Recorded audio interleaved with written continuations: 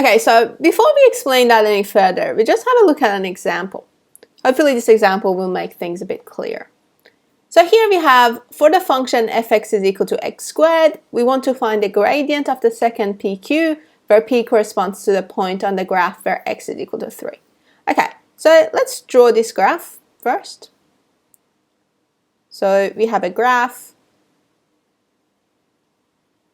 of fx is equal to x squared. Okay, and now what we want to do is we want to say, okay, point P corresponds to the point on the graph with x is equal to 3.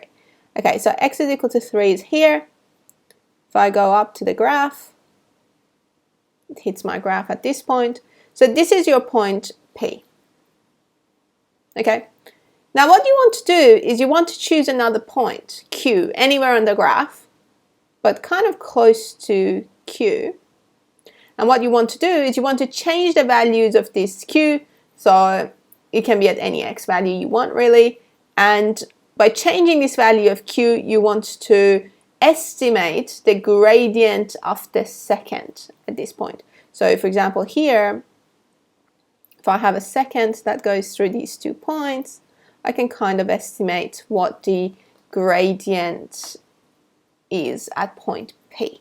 Okay, so if Q is close enough to P, then I can kind of say, okay, P and Q are really close, therefore this line that I've drawn is going to be pretty close to what the gradient line at point P is going to look like. So we'll have a look at that. So let's say we know here that P is at point 3, so x is equal to 3, and the y value corresponding to that is f of 3. So that goes from the fact that we know our function is fx is equal to x squared. Therefore, if I want to find what my y value is at x is equal to 3, all I need to do is I need to substitute 3 in here. And so that is, instead of x, I just substitute 3, and that's 9. If you have problems with this, you can go to the functions section and review this more. All right, so let's say point Q is located at x is equal to 3.1, and therefore the y value corresponding to that is 3.1, f of 3.1. Okay, so now that I have these points, I can easily find the gradient of this line that's drawn of this second PQ. So all I need to do is I need to follow the formula we had. So m is y2 minus y1, x2 minus x1. So that's equal to, so I need to just say, okay, I have f of 3.1 is my y value at point Q, and f of 3 is my y value at point P, and my x values are 3.1 and 3 respectively. Okay, so now according to our function, f of 3.1 is just going to be 3.1 squared, and f of 3 is just going to be 3 squared over 3.1 minus 3. Okay, and we just put that in our calculator, we find out. Okay, and then the value corresponding to that, according to what our calculator tells us, is just 6.1. Okay, so that's basically the gradient of the second PQ when Q is located at 3.1. Okay, so now let's change the value. So that was when Q was at 3.1. And f of 3.1.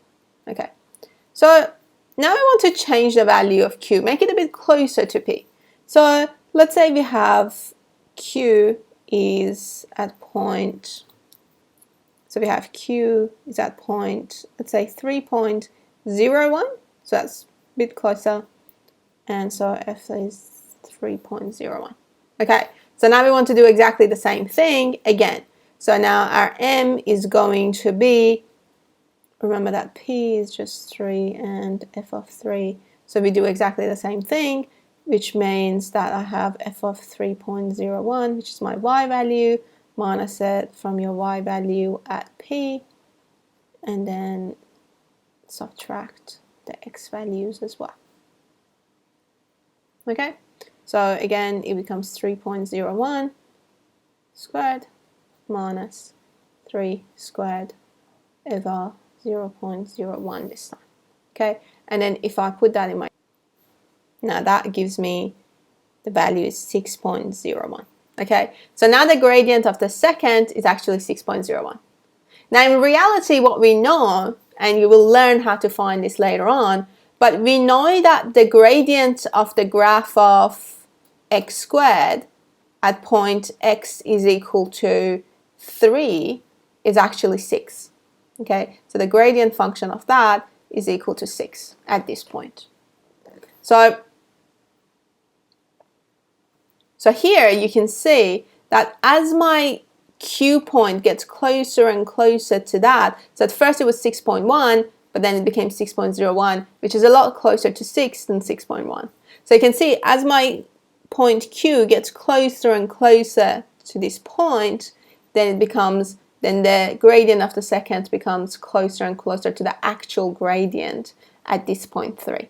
And you didn't have to approach P from above. You could have approached it from here as well, from down below. So if I chose points like x is equal to 2.01 or something like that, or x is equal to 2.99, points that were close to 3, but they were approaching it from below.